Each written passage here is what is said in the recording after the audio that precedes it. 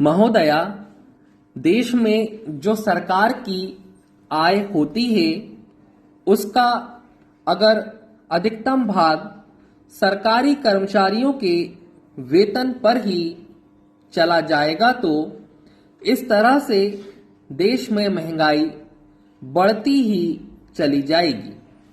इसलिए हमें इस चीज को रोकने के लिए सख्त कदम उठाने होंगे।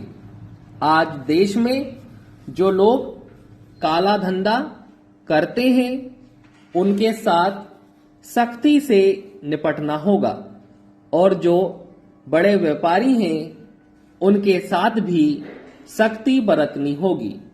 सरकार की इस समय जो नीति है उसकी जो विचारधारा है उस पर हमें पुनः विचार करना होगा ताकि इस देश की हालत में सुधार हो सके।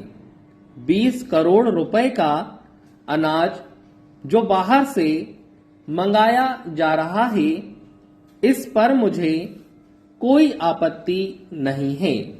सरकार ने एक बार अनाज का व्यापार अपने हाथ में लिया था और उसके बाद फिर सरकार ने व्यापारियों के भरोसे पर इसे छोड़ दिया, लेकिन व्यापारियों ने सरकार तथा जनता को धोखा दिया और उसका परिणाम यह हो रहा है कि अनाज के दाम बहुत ज्यादा बढ़ गए हैं और वह जनता को आसानी से उपलब्ध नहीं है।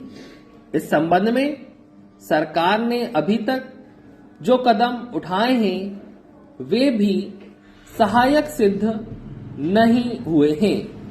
महोदया, अभी हमारे कई सदस्यों ने कहा कि सरकार बाहर से इतना अनाज मंगाने पर जो धन खर्च कर रही है उस धन को अगर हमारे देश के किसानों को देती तो हमारे देश के किसान अनाज का उत्पादन बढ़ाते और हमको दूसरे देशों का मुंह नहीं देखना पड़ता।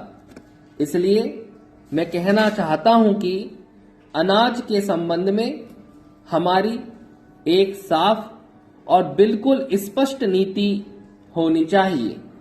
किसान को क्या चाहिए वह हम दें और किसान से क्या लेना है उसका मूल्य निर्धारित करें।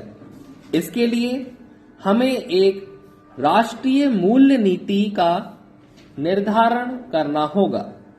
किसान का क्या खर्च होता है अनाज पैदा करने में और उसको किस भाव पर दूसरी चीजें मिलती हैं, इन दोनों में तालमेल होना चाहिए। किसान गेहूं पैदा करे, किसान चना पैदा करे, किसान गन्ना पैदा करे तो उसको कुछ तो लाभ होना चाहिए।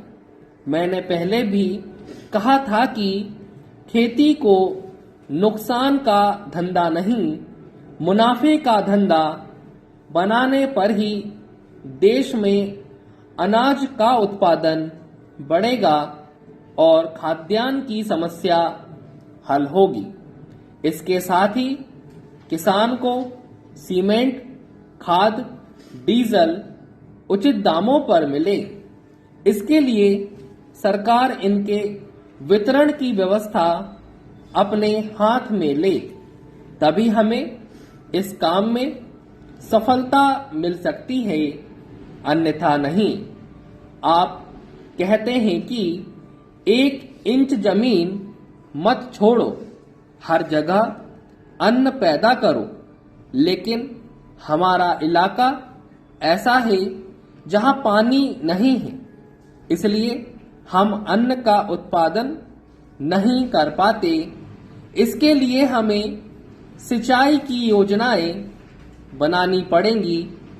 पानी जहां से मिल सके वहां से लेना होगा।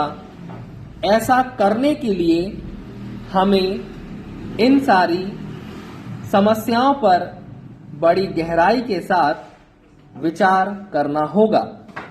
इसे केवल राज्य सरकार पर छोड़ देने से काम नहीं चलेगा और हमारी अन्य की समस्या का स्थायी समाधान भी नहीं हो सकेगा।